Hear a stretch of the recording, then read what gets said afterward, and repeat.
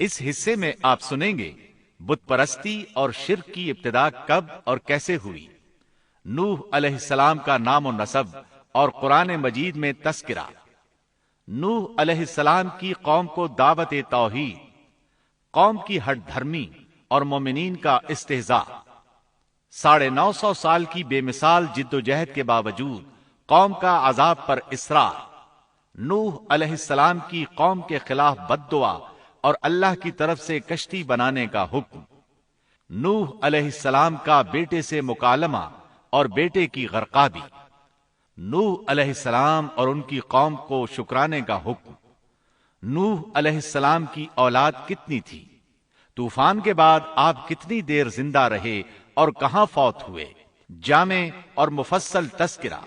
تو آئیے سنتے ہیں دارالسلام اسٹوڈیو لاہور پاکستان سے قصص الانبیاء کا چوتھا حصہ، شرک کا آغاز۔ پیشکش محمد طارق شاہد۔ آدم علیہ السلام کے بعد 1000 سال تک توحید پر قائم رہنے کے بعد ان لوگوں میں بت پرستی اس طرح شروع ہوئی کہ ان برے لوگوں میں بعض نیک لوگ بھی تھے۔ یہ برے لوگ ان نیک لوگوں سے بہت محبت کرتے تھے اور ان سے تقرب حاصل کرتے تھے، ان کی شان میں بہت مبالغہ کرتے تھے، جیسا کہ آج کل بعض لوگ علماء اور صالحین کی مدح سرائی میں زمین و آسمان کے قلابے ملاتے ہیں۔ یہی چیز بعد میں شرک کا ذریعہ بنی۔ امام بخاری رحمت اللہ علیہ نے سورہ نوح آیت 23 میں اللہ کے فرمان وَقَالُوا لَا تَذَرُنَّ آلِهَتَكُمْ وَلَا تَذَرُنَّ وَدًّا وَلَا سُوَاعًا وَلَا يَغُوثَ وَيَعُوقَ وَنَسْرًا، اور انہوں نے کہا کہ ہرگز اپنے معبودوں کو نہ چھوڑنا اور نہ ود اور سوا اور یغوث اور یعوق اور نصر کو چھوڑنا کی تفسیر کرتے ہوئے ابن عباس رضی اللہ عنہما سے روایت کی ہے۔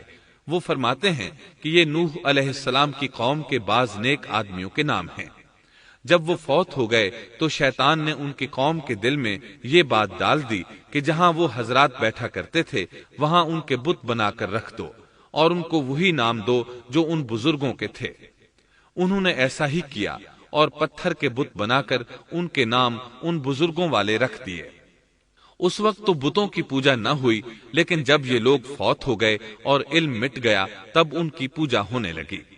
ابن عباس رضی اللہ عنہما فرماتے ہیں نوح علیہ السلام کی قوم کے یہی بت بعد میں عرب میں پوجے گئے، اور اللہ تعالی کے فرمان وَقَالُوا لَا تَذَرُنَّ آلِهَتَكُمْ وَلَا تَذَرُنَّ وَدًّا وَلَا سُوَاعًا وَلَا يَغُوثَ وَيَعُوقَ وَنَسْرًا کا یہی مطلب ہے، یعنی ان نیک بزرگوں کے بت بنا لیے گئے اور آہستہ آہستہ ان کی پوجا شروع کر دی گئی، اور سب لوگوں نے ایک اللہ کی عبادت سے انکار کر دیا۔ نوح علیہ السلام اکیلے اس دنیا میں موحد اور توحید پرست باقی رہ گئے۔ نوح علیہ السلام کا نسب کچھ یوں ہے: نوح بن لامک بن متو شلح بن ادریس۔ اس طرح ادریس علیہ السلام ان کے پردادا ہوئے۔ اس وقت لوگوں کی عمریں بہت طویل ہوتی تھیں، اس لیے ہم کہہ سکتے ہیں کہ ادریس علیہ السلام کئی 100 سال زندہ رہے اور نوح علیہ السلام 1000 سال سے بھی زیادہ عرصہ زندہ رہے۔ عمریں لمبی ہونے کی وجہ سے ادریس علیہ السلام اور نوح علیہ السلام کے درمیان کافی مدت بنتی ہے، اور اسی مدت کے دوران کفر و شرک نے زور پکڑا اور بتوں کی عبادت شروع ہو گئی۔ تب اللہ تعالیٰ نے نوح علیہ السلام کو زمین میں مبعوث فرمایا۔ ابن عباس رضی اللہ عنہما سے روایت ہے کہ نبی صلی اللہ علیہ وسلم نے فرمایا آدم علیہ السلام اور نوح علیہ السلام کے درمیان 10 قرن تھے۔ ایک قرن 100 سال کا ہوتا ہے۔ آدم علیہ السلام کے 1000 سال بعد تک لوگ توحید پر قائم رہے، پھر آہستہ آہستہ شیطان نے انہیں شرک کے راستے پر ڈال دیا، شرک عام ہو گیا، ایک اللہ کی عبادت بالکل ختم ہو کر رہ گئی۔ تب اللہ نے نوح علیہ السلام کو مبعوث فرمایا، انہوں نے اللہ کی طرف دعوت دی، انہوں نے بہت مشقت اٹھائی، جیسا کہ سورہ نوح میں اللہ فرماتے ہیں بسم اللہ الرحمن الرحیم انا ارسلنا نوحا الى قومه ان انذر قومك من قبل ان يأتيهم عذاب أليم قال يا قوم إني لكم نذير مبين أن اعبدوا الله واتقوه وأطيعون يغفر لكم من ذنوبكم ويؤخركم إلى أجل مسمى إن أجل الله إذا جاء لا يؤخر لو كنتم تعلمون۔ اللہ تعالیٰ بخشش اور رحم کرنے والے کے نام سے شروع کرتا ہوں۔ یقیناً ہم نے نوح کو ان کی قوم کی طرف بھیجا کہ اپنی قوم کو ڈراؤ اور خبردار کر دو اس سے پہلے کہ ان کے پاس دردناک عذاب آ جائے۔ نوح نے کہا، اے میری قوم، میں تمہیں صاف صاف ڈرانے والا ہوں کہ تم اللہ کی عبادت کرو اور اس سے ڈرا کرو اور میرا کہنا مانو، تو وہ تمہارے گناہ بخش دے گا اور تمہیں ایک وقت مقررہ تک چھوڑ دے گا۔ یقیناً اللہ کا وعدہ جب آ جاتا ہے تو موقوف نہیں ہوتا، کاش تمہیں سمجھ ہوتی۔ نوح علیہ السلام تبلیغ کے سلسلے میں سخت محنت کرتے، دن رات لوگوں کے گھروں اور ان کے اجتماعات میں جا جا کر انہیں دعوت دیتے۔ آپ انہیں اعلانیہ اور پوشیدہ طور پر دعوت دیتے، یہاں تک کہ دعوت دیتے دیتے انہیں 950 سال گزر گئے، لیکن سوائے چند لوگوں کے کوئی ایمان نہ لایا۔ تب انہوں نے اللہ سے دعا کی، اے میرے اللہ، میں نے اپنی قوم کو دن رات تیری طرف بلایا، لیکن میرے بلانے سے یہ اور زیادہ بھاگنے لگے۔ انہوں نے اپنے کانوں میں انگلیاں ٹھونس لیں، اپنے اوپر کپڑے اوڑھ لیے اور کہنے لگے، ہم تیری شکل دیکھنا نہیں چاہتے۔ میرے اللہ، یہ لوگ تیری باتیں سننا پسند نہیں کرتے۔ میں نے پھر بھی ان سے کہا، اپنے مالک سے بخشش طلب کرو، وہ بڑا بخشنے والا ہے۔ اس وقت نوح علیہ السلام کی قوم میں ایک بادشاہ تھا، وہ بہت مغرور تھا۔ وہ قوم سے کہنے لگا، نوح کی باتوں پر کان نہ دھرنا اور نہ اس سے بحث کرنا، یہ جو کرتا ہے اسے کرنے دو، تم اپنے بتوں کی پوجا پر ڈٹے رہو۔ چنانچہ لوگوں نے نوح علیہ السلام کی باتوں کی طرف سے کان بند کر لیے، اپنے بادشاہ کی بات پر عمل کرنے لگے۔ تب نوح علیہ السلام نے اللہ سے فریاد کی، اے پروردگار، یہ میرا کہنا نہیں مانتے، ان لوگوں کی سنتے ہیں جن کی اولاد اور مال نے انہیں فائدہ تو نہ دیا، الٹا نقصان پہنچایا، اور انہوں نے میرے ساتھ بڑا داؤ کیا، یعنی دوسروں کو میرے درپے کر دیا، خود بھی مجھے ستانے میں کوئی کسر نہ چھوڑی، اور آپس میں ایک دوسرے سے کہنے لگے، اپنے دیوتاؤں کو نہ چھوڑنا، نہ ود اور نہ سوا اور نہ یغوث اور نہ یعوق اور نہ نصر کو چھوڑنا۔ ان لوگوں نے بہت سے لوگوں کو گمراہ کر ڈالا، اور پروردگار تو ایسا کر کہ یہ ظالم اور زیادہ گمراہ ہو۔ اس طرح نوح علیہ السلام نے 950 سال دن رات لوگوں کو اللہ کی طرف بلایا، لیکن اتنے طویل عرصہ میں صرف 80 کے قریب لوگ مسلمان ہوئے، اور ان ایمانداروں کی اکثریت فقراء، مساکین، ناتواں اور غلام قسم کے لوگوں پر مشتمل تھی، جن کی معاشرے میں کوئی حیثیت نہیں ہوتی۔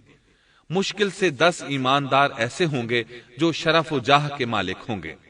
چنانچہ نوح علیہ السلام کے مغرور سرداروں نے جب اس صورتحال کو دیکھا تو اکٹھے ہو کر نوح علیہ السلام کے پاس آئے اور کہنے لگے، اے نوح، ہم چاہتے ہیں تیری باتیں سنیں اور لوگوں کو بھی تیری باتیں سننے کی ترغیب دیں اور سب تجھ پر ایمان لے آئیں، لیکن اس سے پہلے ہماری ایک شرط ہے، یہ کہ آپ کے حلقے میں جو یہ ذلیل اور حقیر لوگ آ گئے ہیں انہیں دھکے دے کر اپنے پاس سے نکال دے، اس لیے کہ ہم اپنی قوم کے سردار، چودھری اور مقام و مرتبے والے لوگ ہیں، اس لیے ہم ان فقیر لوگوں کے پاس نہیں بیٹھ سکتے۔ اگر آپ انہیں نکال دیتے ہیں تو ہم ایمان لے آئیں گے۔ اللہ تعالیٰ نے نوح علیہ السلام کی قوم کے ان سرداروں کی تردید سورہ ہود آیات 27 تا 31 میں کی ہے۔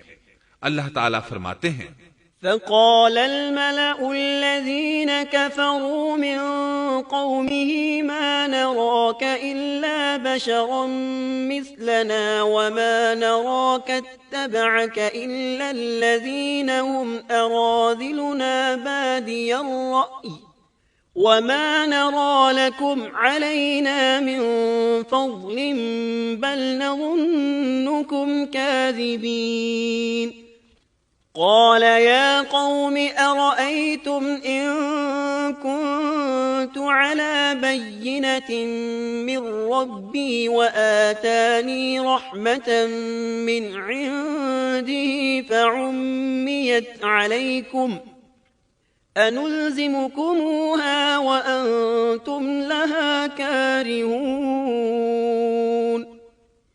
کافر سردار نوح سے کہنے لگے ہم تو یہی دیکھتے ہیں کہ تو ہماری طرح ایک آدمی ہے اور یہ بھی دیکھتے ہیں کہ صرف ان لوگوں نے تیری پیروی کی ہے جو ہم میں رذیل ہیں، وہ بھی اوپر کی عقل سے، اور ہم تو تمہیں کسی بات میں اپنے سے زیادہ نہیں پاتے بلکہ تمہیں جھوٹا خیال کرتے ہیں۔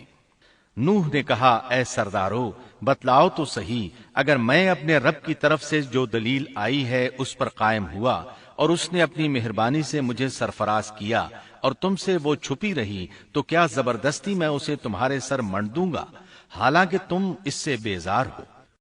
وَيَا قَوْمِ لَا أَسْأَلُكُمْ عَلَيْهِ مَالًا إِنْ أَجْرِيَ إِلَّا عَلَى اللَّهِ وَمَا أَنَا بِطَارِدِ الَّذِينَ آمَنُوا إِنَّهُمْ مُلَاقُو رَبِّهِمْ وَلَكِنِّي أَرَاكُمْ قَوْمًا تَجْهَلُونَ وَيَا قَوْمِ مَنْ يَنصُرُنِي مِنَ اللَّهِ إِن طَرَدتُّهُمْ أَفَلَا تَذَكَّرُونَ وَلَا أَقُولُ لَكُمْ عِندِي خَزَائِنُ اللَّهِ وَلَا أَعْلَمُ الْغَيْبَ وَلَا أَقُولُ لَكُمْ إِنِّي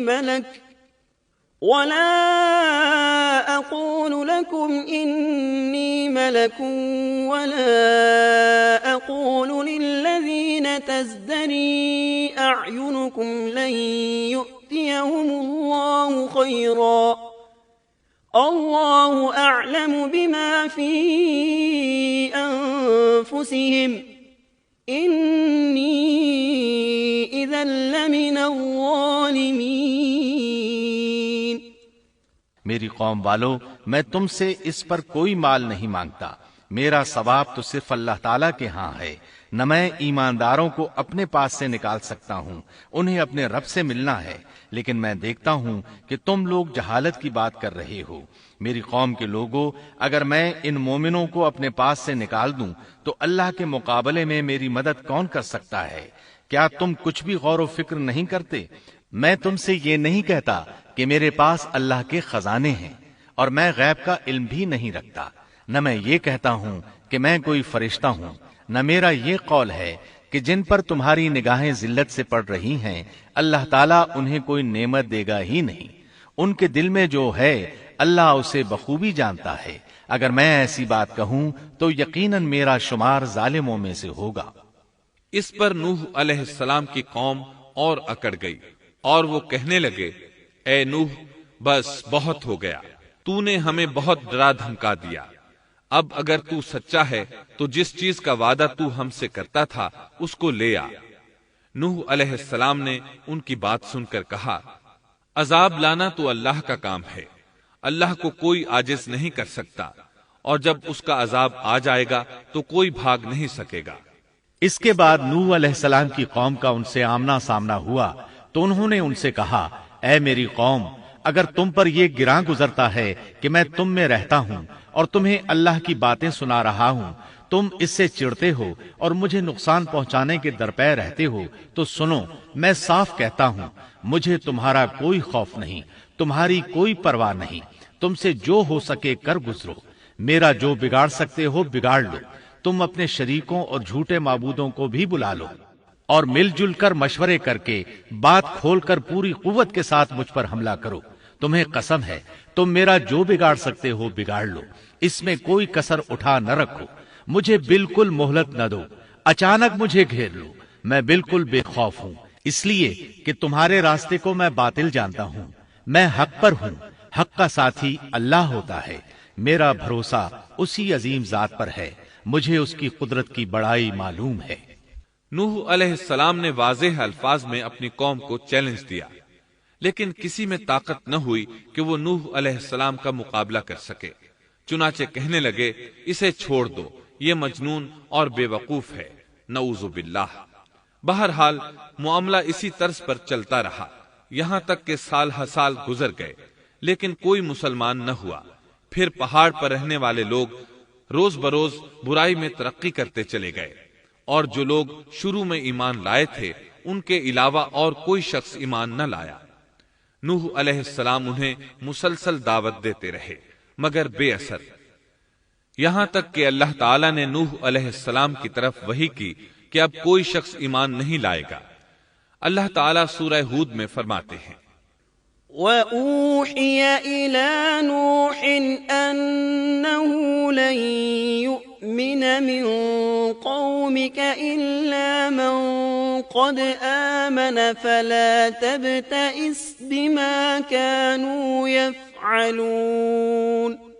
نوح کی طرف وحی کی گئی کہ آپ کی قوم میں سے جو ایمان لا چکے ہیں ان کے سوا اور کوئی اب ایمان نہیں لائے گا، پس آپ ان کے کاموں پر غمگین نہ ہوں.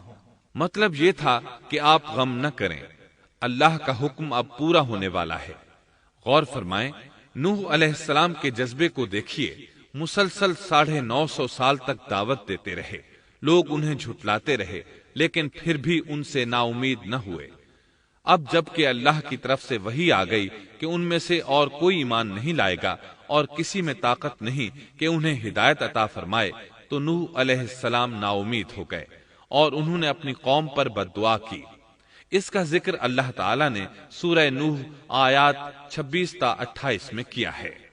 وقال نوح رب لا تذر على الأرض من الكافرين ديارا إنك إن تذرهم يضلوا عبادك ولا يلدوا إلا فاجرا كفارا.